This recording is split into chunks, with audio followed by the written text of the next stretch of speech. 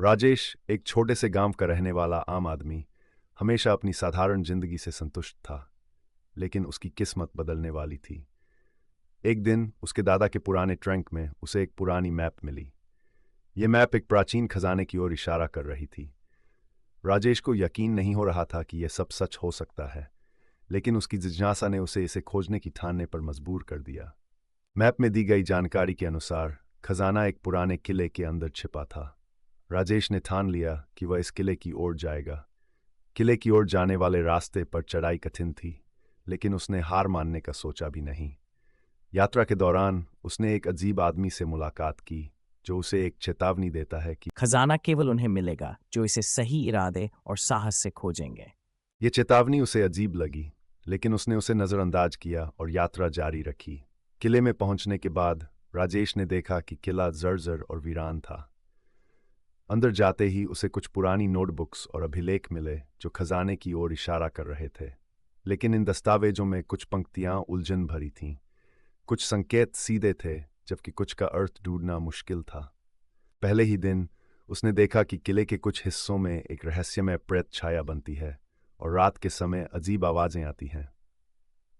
राजेश ने सोचा कि ये सब पुरानी कहानियां हो सकती हैं, लेकिन जब एक रात उसे एक पुराना स्वर्ण सिक्का मिला तो वह समझ गया कि कुछ तो सही है। दूसरे दिन राजेश ने किले के एक पुराने तहखाने की ओर जाना शुरू किया। तहखाने में उसे एक सीक्रेट दरवाज़ा मिला जो एक गुप्त गुफा की ओर खुलता था। गुफा के अंदर उसने देखा कि वहां बहुत सारे खजाने बिखरे हुए थे, लेकिन उनमें से अधिकांश नकली थे। असली खजाना कहीं और छिपा हुआ था। अचानक वह आदमी जो उसे पहले चेतावनी दी थी वहां फिर से प्रकट हुआ। तुम्हें सही रास्ते पर जाने की जरूरत है। असली खजाना यहीं कहीं है, लेकिन उसे पाने के लिए तुम्हें और साहस दिखाना होगा, उसने कहा। राजेश ने उस आदमी के शब्दों को ध्यान में रखते हुए गुफा की गहराई में जाना शुरू किया। गुफा में कई जाल और मुश्किलें थीं। एक बार तो वह एक गहरी खाई में गिरने ही वाला था, लेकिन उसने अपने साहस और सूझबूझ से बचने का तरीका खोज लिया। अंततः गुफा के अंतिम हिस्से में राजेश को एक बक्सा मिला। बक्सा खुलते ही उसने देखा कि अंदर एक दुर्लभ पुराना ग्रंथ था और साथ ही कई मूल्यवान रत्न भी थे। ग्रंथ में एक प्राचीन ज्ञान था जो अनमोल था, लेकिन एक नोट के अनुसार यह खजाना केवल उस व्यक्ति के लिए है जो इसे सही उद्देश्य के लिए इस्तेमाल करेगा। राजेश ने समझा कि खजाना सिर्फ धन नहीं था, बल्कि एक महान ज्ञान था। उसने ग्रंथ को सुरक्षित किया और गांव वापस लौट आया।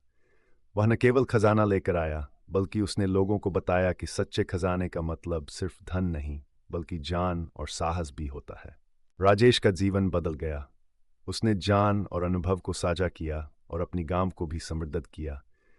इस यात्रा ने उसे केवल एक भौतिक खजाना ही नहीं, बल्कि अपने भीतर छुपे हुए साहस और सामर्थ्य को भी खोजने में मदद की।